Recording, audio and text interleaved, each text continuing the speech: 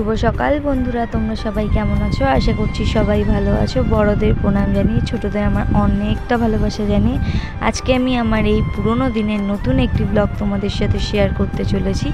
I hope আজকের এই ব্লগটা তোমাদের খুব ভালো লাগবে। যদি ভালো লেগে থাকে অবশ্যই লাইক, কমেন্ট, শেয়ার, সাবস্ক্রাইব করে দিও। তো চলো দেখা যাক আজকে সারাদিন কি শেয়ার করতে পারি তোমাদের সাথে। তো সকালে সবার প্রথম চলে গেছিলাম গাছে ফুল তুলতে। আর এই ফুলটা না জানো তো আমার দুর্ধর্ষ লাগে, কি বলবো, যতই বলবো ততই কম। তো তারপরে গাছের ফুলগুলো তুলে নিচ্ছিলাম। আর ফুলের কালারগুলো দেখেছো তো কি দারুণ লাগছে। তো তারপরে এই আর কি তোমাদের একটু দেখাচ্ছিলাম ফুলগুলো হাতে নিয়েও আলাদাই শান্তি। তো তারপরে চলে গেছিলাম কলে কিছু বাসন মাজতে। আজকে অল্প কটাই বাসন ছিল, বেশিক্ষণ যদিও লাগবে না, বসবো আর উঠবো এরকম একটা বিষয়।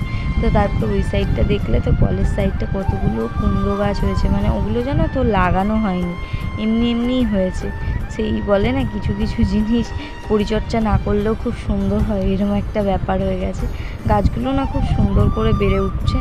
তো এই আর কি। তো তারপরে হচ্ছে দেখো বাসন মেজে নিচ্ছিলাম। বাসন মেজে নেওয়ার আগে ঘরে তো ঘর ঝাড় দিয়েছি, সেটা আর দেখানো হয়নি।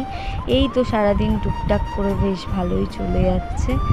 আর হচ্ছে এবার বাসন মেজে নিয়ে হচ্ছে ফ্রেশ হয়ে দেখি কি টিফিন করা যায়। যত সম্ভব রুটিই করব। তো দেখা যাক, তোমরা আমার ভিডিওটা কন্টিনিউ দেখতে থাকো আর সঙ্গে থাকো। আই হোপ আজকে এই ব্লগটা তোমাদের অনেক ভালো লাগবে। করে বাসন মেজে চলে এসেছিলাম হচ্ছে রুটি বানাতে। রুটি বানিয়ে টানিয়ে নিয়ে বসে পড়েছি। রুটি আর আম, এই আম রুটির কম্বিনেশনটা কার কার ভালো লাগে অবশ্যই কমেন্টসে জানিও।